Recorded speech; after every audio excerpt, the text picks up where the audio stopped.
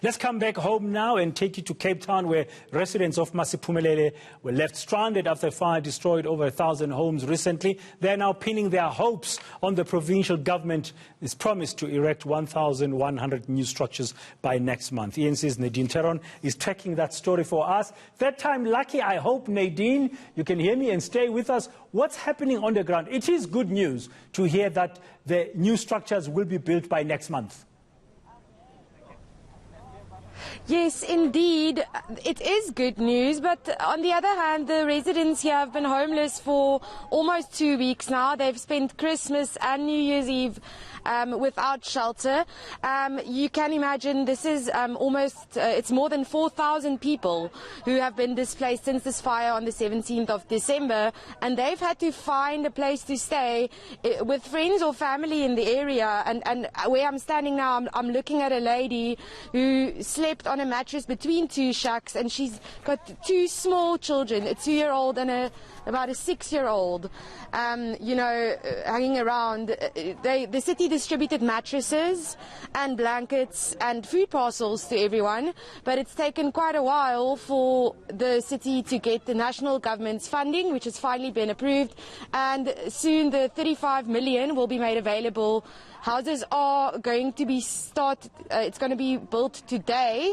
However, we haven't seen anything, and the residents here are very, very hopeless. They all waiting for the building kits to be distributed or for the houses, the shelters to be erected. About 700 shelters are supposed to be erected here where we're standing, but there's no sign of anyone coming to build these shelters today. No sign. I can't say that the people are hopeful. Yeah, no sign yet, and people are still feeling hopeless. Any word, any official word, when the building will actually start? Yes, the city said that they will start today. So that's the official word.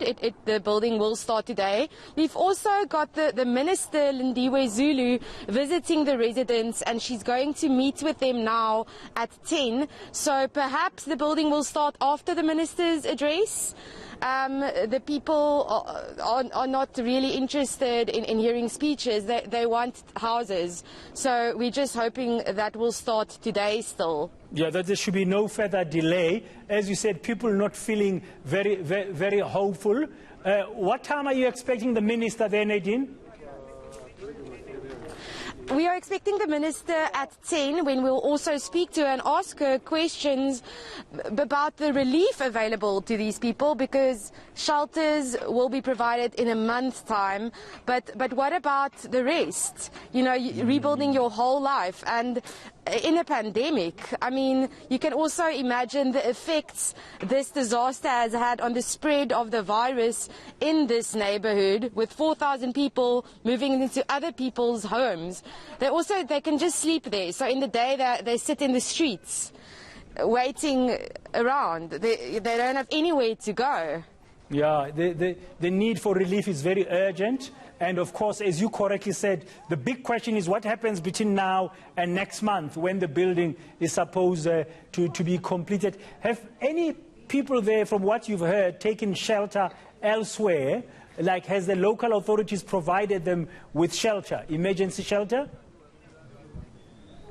No.